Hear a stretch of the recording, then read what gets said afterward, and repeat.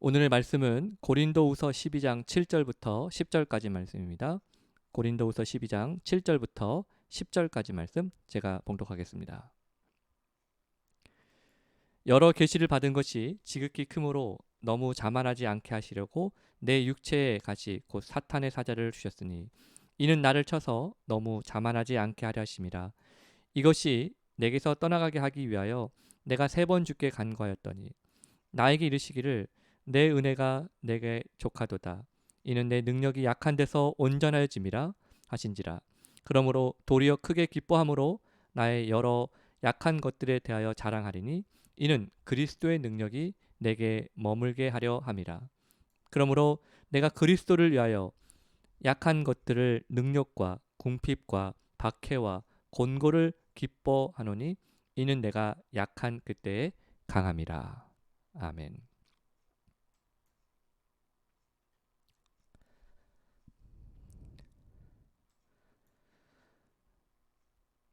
네, 오래전 어느 날 제가 어떤 어르신 한 분에게 전도를 했었습니다. 놀랍게도 그분이 제가 전한 그 복음을 다 들으시고 심지어 예수님도 믿으시겠다라고 말씀하셨어요. 이게 얼마나 감사한 일입니까? 그래서 제가 가까운 교회에 나갈 수 있도록 안내를 해드리겠다라고 하니까 제게 그런 말씀을 하시는 거예요. 목사님, 제가 지금은 못 나갈 것 같습니다. 그래서 제가 물어봤죠. 왜요? 그분이 얘기하기를 제가 아직 술과 담배를 못 끊어가지고요. 네, 그러면서 그분이 말씀하시기를 자신이 40년 넘게 술과 담배를 해왔는데 끊어보려고는 엄청 노력을 하셨대요. 그런데 견디지 못하고 다시 마시게 되고 다시 피게 되더라는 겁니다.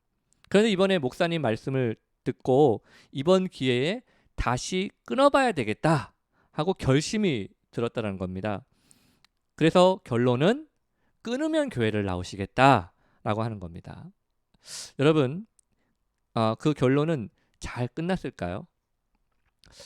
오늘 이 시간에 제가 술과 담배에 대한 이야기를 하려는 건 아니고요. 오늘날 현대에 정말 많은 사람들이 이렇게 술과 담배처럼 무엇인가에 중독되어 있는 경우가 많다라는 것을 말씀드리려고 하는 겁니다. 그런데 이런 물질 중독만 있는 게 아니에요. 오늘날 우리 주변에는요, 성중독, 미디어 중독, 일 중독, 또 도박 중독, 쇼핑 중독 등등 정말 여러 가지 형태의 중독들이 존재하고 있습니다. 그래서 예전에는 중독 그러면 왠지 좀 상당히 그 부정적으로 생각하고 또 심각하게 생각했었거든요. 그래서 중독자 그러면 왠지 나와는 좀 거리가 멀리 있는 사람인 것처럼 알았었습니다. 그런데 이제는요, 우리 주변에서 너무나 쉽게 볼 수 있는 일상이 되어버렸어요. 심지어 중독이라는 말을요, 예쁘게 포장해서 사용하는 경우가 있어요. 예전에 제가 어떤 유튜브를 보니까 그 영상에서 한 어린아이가 나와서 춤을 예쁘게 정말 귀엽게 추는 영상이 있었거든요. 그런데 그 밑에 제목이 이거예요. 초기염 중독 댄스. 예, 얼마나 그냥 중독적인지. 초기염 중독 댄스라고 했습니다. 여러분, 오늘날 미디어에 중독된 가족들이 어떻게 함께 시간을 보내는지 아세요? 그림을 볼게요. 아빠는 아빠대로 폰을 하느라고 검색하느라고 막 바쁘고, 엄마는 또 이것저것 쇼핑 검색하느라고 바쁘고, 애들은 또 자기들 보고 싶은 동영상 보느라고 바쁘고, 하나같이 다른 곳에 시선을 고정하고 각자의 세상에 살고 있어요. 이거는 아주 사소한 예이기도 하지만요, 중독이라는 것이 이렇게 크리스찬, 넌 크리스찬 상관없이 우리 주변 가까이에 늘 있는 문제라는 겁니다. 아마 오늘 여기 계신 분들 중에서는요, 야, 나는 뭐 중독자가 아니니까 오늘 설교가 나한테 필요 없겠다, 상관없겠다 라고 생각하는 분이 있을 수도 있습니다. 하지만 이렇게 말씀드리겠어요. 우리는 모두 중독자입니다. 목사님 무슨 말씀을 그렇게 심하게 하세요? 중독자라니요. 좀 자주 한다고 그게 중독자예요? 사실 이 말은요, 제 말이 아니고요, 미국의 유명한 정신과 의사이자 중독과 은혜라는 책을 쓰신 제럴드 메이 박사님이 쓰신 말씀이에요. 중독과 은혜라는 책에 이렇게 말하죠. 모든 사람의 95%는 무엇인가에 중독되어 있고 나머지 5%만이 중독되어 있지 않다. 그러나 나는 그 나머지 5%를 만나본 일이 없다. 여러분 무슨 말입니까? 우리 모두는 우리의 일상에서 그것이 크든 작든 간에 무엇인가에 중독되어 있다라는 말이에요. 그리고 이렇게 중독된 사람들에게는 하나같이 공통점이 있습니다. 거짓 위로에 속고 산다는 것입니다. 실제로 담배를 피시는 분들을 보면요.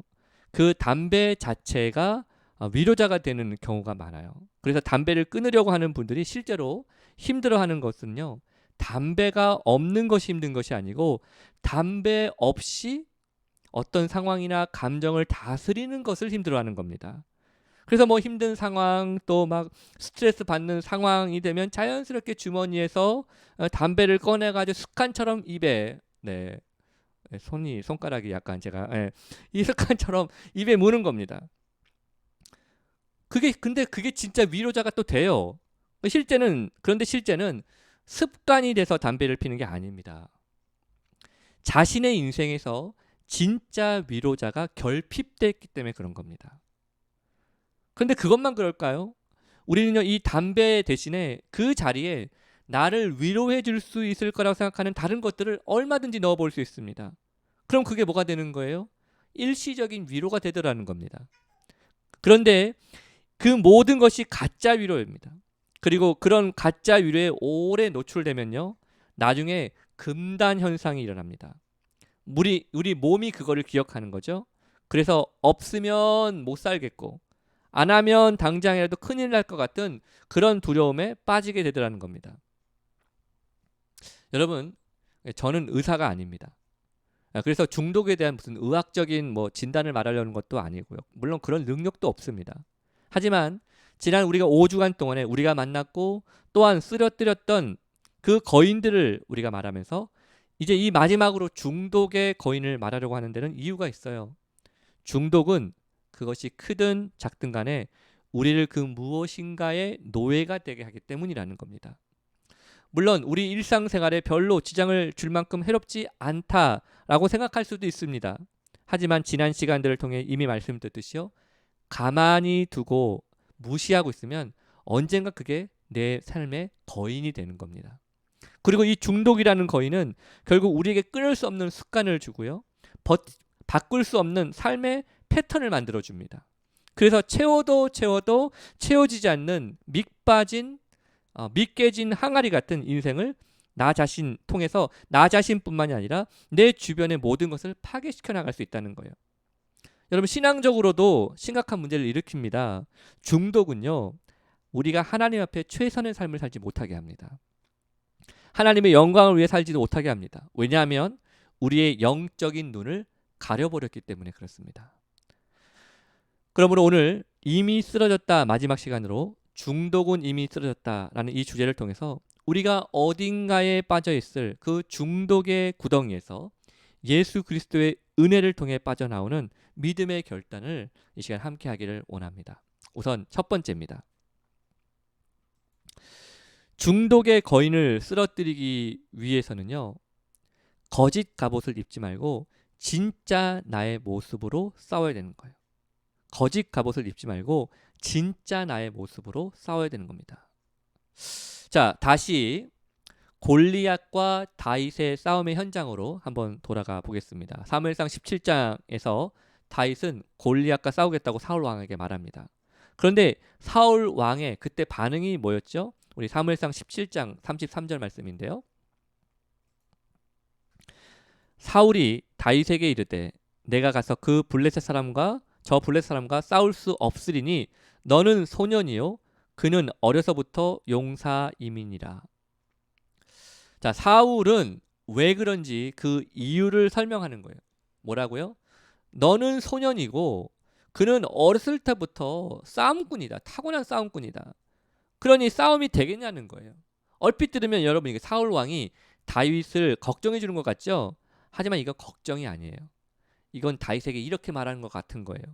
꼬마야, 이 꼬마야, 너 자신을 알아라. 네가 얼마나 약한 존재라는 걸 좀 알아라 이 꼬마야 라고 이야기한 겁니다. 그러면서 다윗에게 좌절감을 주는 거예요. 자기 자신도 나가서 싸울 수 없다고 생각하고 있는 그 상황에서 저 티네이저 10대 소년이 다윗이 그 거인과 싸우겠다고 하니까 괜히 이 사울의 자존심이 상하는 거예요. 옆에서 다 보고 있을 거 아니에요, 부하들이. 그러니 옆에서 보고 듣고 있는 부하들에게도 얼마나 창피했겠어요. 그래서 모든 사람들이 들을 수 있도록 다윗에게 공개적으로 말한 겁니다. 이건 불가능하다. 안 되는 거다, 꼬마야. 예. 이렇게 막 공개적으로 면박을 줘야 이렇게 사울왕 자신도 좀 체면이 막 사는 거예요. 그런데 다윗의 대답이 어땠을까요? 사무엘상 17장 34절부터 37절까지 말씀을 이렇게 얘기하고 있습니다. 다윗이 사울에게 말하되 주의 종이 아버지의 양을 지킬 때에 사자나 곰이 와서 양떼에서 새끼를 물어가면 내가 따라가서 그것을 치고 그 입에서 새끼를 건져내었고 그것이 일어나 나를 해하고자 하면 내가 그 수염을 잡고 그것을 쳐 죽였나이다. 쳐 죽였다고 했어요. 주의 종이 사자와 곰도 쳤은즉 살아계시는 하나님의 군대를 모욕한 이 할례받지 않은 블레셋 사람이니까 그가 그 짐승의 하나와 같이 되리이다. 또 다윗이 이르되 여호와께서 나를 사자의 발톱과 곰의 발톱에서 건져내셨은즉 나를 이 블레셋 사람의 손에서도 건져내시리이다. 사울이 다윗에게 이르되 가라. 여호와께서 너와 함께 계시길 원하노라. 아멘. 여러분, 다윗은 하나님을 100% 신뢰하고 있었습니다. 다윗은 정말 지금 싸울 준비가 다 된 거거든요. 그런데 이런 다윗의 믿음의 고백을 듣고도 사울왕은 여전히 불안했어요. 믿지 못했어요. 그래서 하나님을 신뢰하기보다는 이런 다윗의 약점을 가려주고자 자신의 갑옷을 입혀주고 그리고 손에 칼을 쥐어준 겁니다. 여러분, 우리도 그렇지 않습니까? 우리도 너무나 자주 이 거짓의 갑옷을 입으려고 하지 않아요? 자신의 삶이 힘들다고 느껴질 때, 뭔가 공허하고 외롭고 두려울 때 우리는 너무 쉽게 이 중독의 길에 들어서러 갑니다. 무슨 말입니까? 나의 원래의 모습을 감추고 그저 자신을 더 안전하고 강하게 만들어 줄 것만 같은 거짓된 갑옷을 입으려고 한다는 거예요. 그리고 그것으로부터 위로를 받으려고 합니다. 그래서 어떤 사람들은요, 그 위로를 술에서 받으려고 그래요. 술 한 잔. 맨정신으로 못하니까 내 현실을 있는 그대로 받아들이기가 어려우니까 술 기운을 의지하는 거예요. 그래서 술이 들어가면요, 마음이 편해지고 사람들과도 막 잘 어울립니다. 평상시에는 그러지 못하는 사람인데 완전 다른 사람이 되는 거죠. 생각해보니까 저희 아버지가 그랬어요. 저희 아버지가 평상시에는 말솜씨도 없고 좀 뻣뻣하시거든요. 그런데 제 기억에 술만 드시면 그렇게 춤을 추세요. 아이고, 막 누구 앞에서도 당당히 그렇게 하십니다. 막. 그래서 저도 술을 안 마십니다. 혹시 저도 어디 가서 술 먹고 저도 어디 가서 춤추고 있을까봐. 농담입니다만. 그래서 술 기운을 자꾸 의지하려는 사람들 중에 정말 많은 사람들이 누군가에게 거부당할까봐, 무시당할까봐 그게 두려워서 술이라는 것에 의지하려고 한다는 것입니다. 여러분, 그런데 다윗은 달랐습니다. 사울 왕의 갑옷이 얼마나 좋고 튼튼한 갑옷이었겠어요? 그런데 다윗은 사울 왕이 준 모든 장비를 다시 자신의 한쪽 옆에 내려놨습니다. 그리고 하나님을 다시 의지합니다. 전적으로 의지하는 거예요. 비록 그가 가진 것이 돌멩이들과 그 돌을 던지기 위한 막대기밖에 없었지만 그걸 가지고 골리앗 앞으로 나아갔습니다. 여러분, 우리도 이걸 본받아야 되는 거예요. 뭘요? 진짜 모습으로 싸우는 것. 거짓 갑옷에 의지하지 않는 것. 여러분, 창세기 3장에서 죄를 지은 커플 나오죠. 저는 이 커플을 아하 커플이라고 부릅니다. 아담과 하와라서 아하 커플. 아무튼 이 아담과 하와 이 부부를 하나님께서 찾고 계셨던 장면 여러분 기억나시죠? 아담과 하와는요, 벌거벗었지만 서로를, 그리고 자기 스스로를 조금 더 수치스럽게 생각하지 않았어요. 뭐 요새 같으면 난리 났겠죠. 하지만 아담과 하와는 서로에게 부끄럽지 않았습니다. 그러니 오늘날에 있을 외모 컴플렉스 같은 것도 거의 없었던 거예요. 그러니까 거의 없는 게 아니라 아예 없었습니다. 그런데 죄가 세상에 들어오면서 모든 상황이 바뀌어 버렸어요. 그날도 여느 날과 마찬가지로 하나님께서 아담 부부와 함께 교제하시기 위해 아담 부부를 찾으셨습니다. 그런데 그날따라 아담 부부가 안 보이는 거예요. 어디 있었죠? 그들이 하나님이 자신들을 찾는 소리를 듣자 자신들이 벗고 있었기 때문에 두려워 숨었던 거예요. 여러분, 이것이 바로 오늘을 살아가고 있는 우리가 우리 자신의 약함을 느낄 때 하는 행동들 아닐까요? 누구도 나의 이런 약함을 보는 걸 원하지 않는 거예요. 나의 진짜 모습을 사람들이 보면 어떻게 생각할지 생각만 해도 두려운 거예요. 그래서 우리가 선택하는 건 뭐예요? 숨는 겁니다. 그리고 나 자신을 가려보는 거죠. 뭘로? 거짓 갑옷으로. 특별히 중독 중에는요, 인정 중독에 걸린 사람들이 꽤 많습니다. 이 인정 중독이라는 건 물질이 아니라 사람 관계에서 일어나는 중독이거든요. 그러니까 그래서 이 인정 중독은 다른 사람에게 내가 인정받았을 때만 내가 가치 있고 쓸모 있는 사람이라고 생각에 빠지는 거예요. 그래서 나의 열등감을 보여주기 싫어서 자꾸 무엇인가로 나를 위장합니다. 그러면서 철저하게 자기의 진짜 모습을 감춰버리는 거죠. 그것이 돈이 될 수 있어요. 돈으로 감추는 거예요. 외모가 될 수 있고요. 학업이 될 수 있고요. 예? 인맥이 될 수 있어요. 자기 얼마나 많은 사람들을 알고 있는지. 심지어 종교가 되기도 합니다. 그리고 그러한 것들로 자신을 가려야 마음이 그나마 잠시나마 편하고 위로를 받는 거예요. 여러분, 사람은 하나님과 멀어지면 멀어질수록 하나님께서 주시는 평안에서도 멀어집니다. 그리고 그때부터 남과 나 자신을 비교하면서 살고, 그래서 내가 부족하다고 약하다고 생각되면 불안하고 부끄러워지고 심지어 무기력하게 빠지게 되는 겁니다. 그래서 뭔가 나를 채워줄 그 무엇인가를 자꾸 의존하려고 하는 거예요. 그런데 하나님의 마음은 다르십니다. 하나님은 우리가 약할 때 절망하지 말라고 하세요. 대신 그분께 달려오라고 하십니다.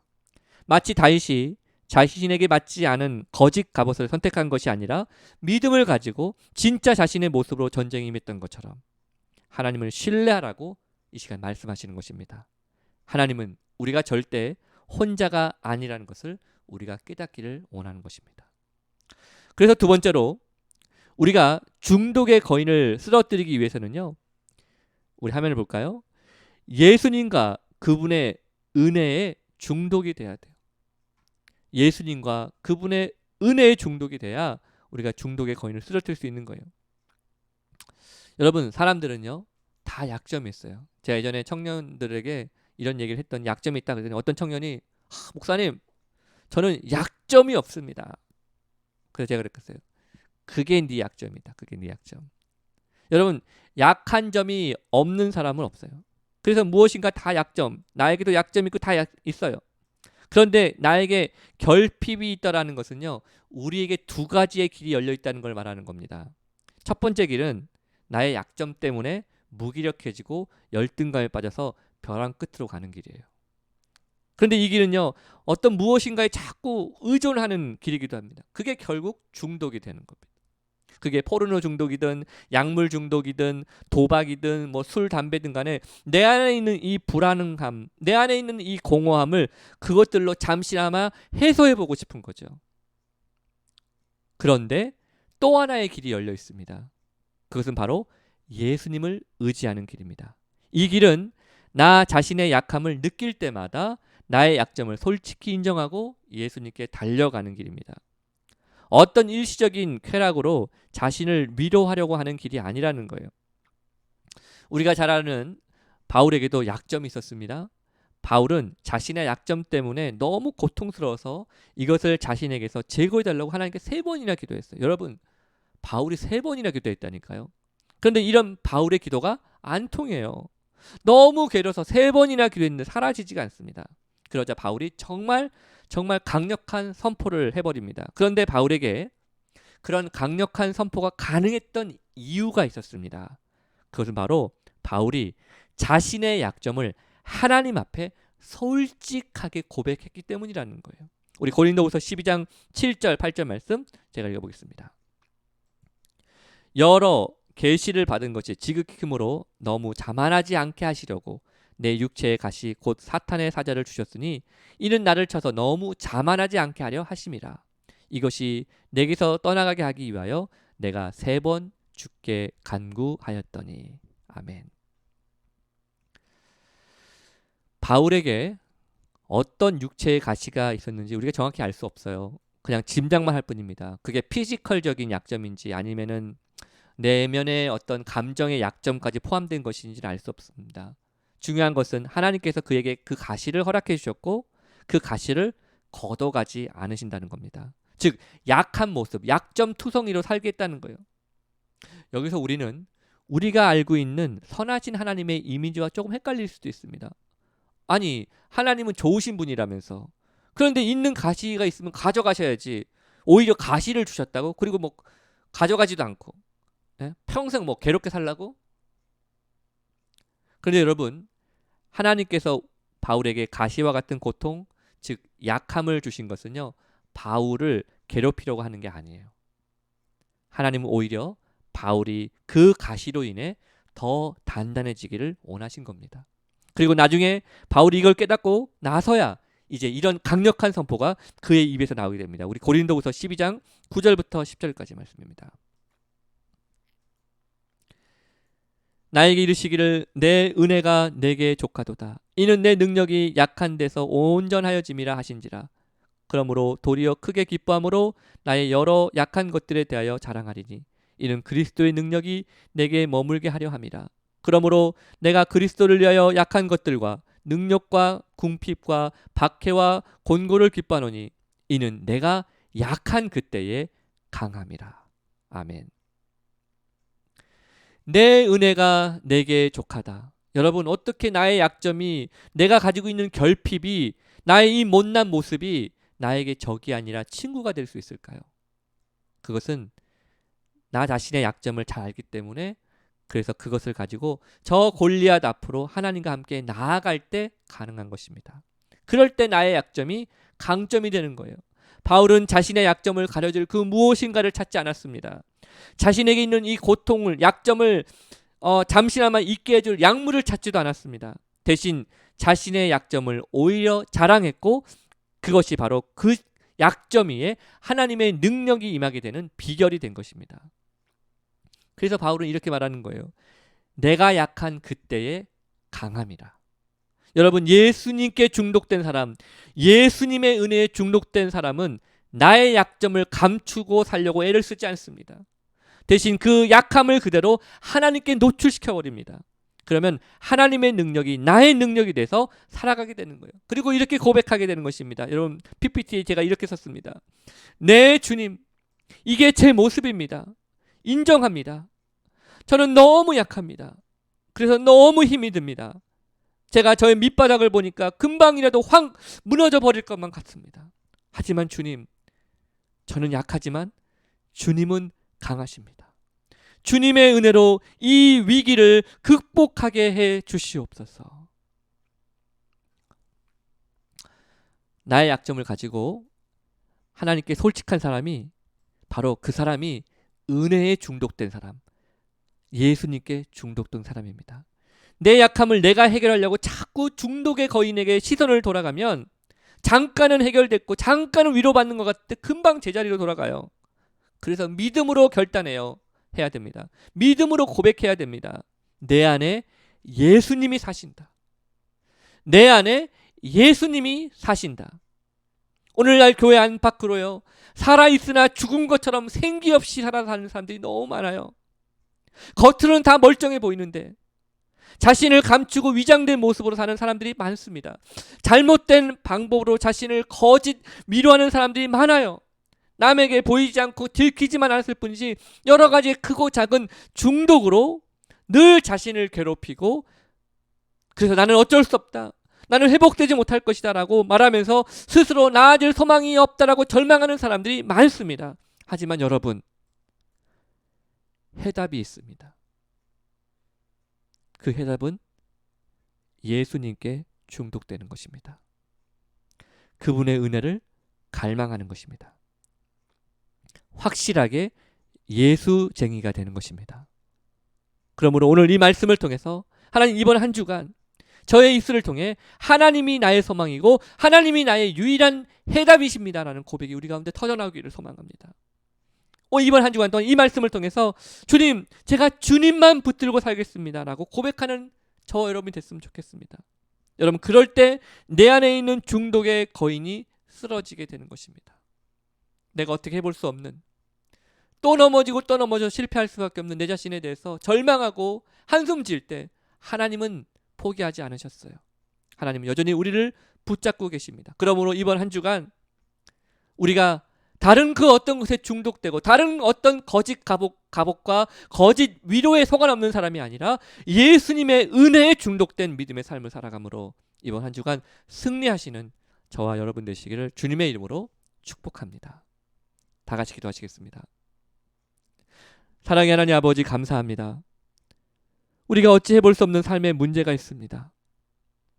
실패하고 넘어지고 또 넘어져서 더 이상 어떻게 회복될 수 없다고 생각하는 중독의 삶이 우리 가운데 있을 수 있고, 그래서 우리가 하나님 앞에 소망을 두기보다는 나 자신을 정죄하고 나 자신을 판단하는 우리의 삶의 모습이 더 많았습니다. 그러나 오늘 이 시간 주님, 우리가 잠시나마 우리에게 위로를 주는 잘못된 것에, 죄악된 것에 우리 자신을 허락하지 않게 하여 주옵소서.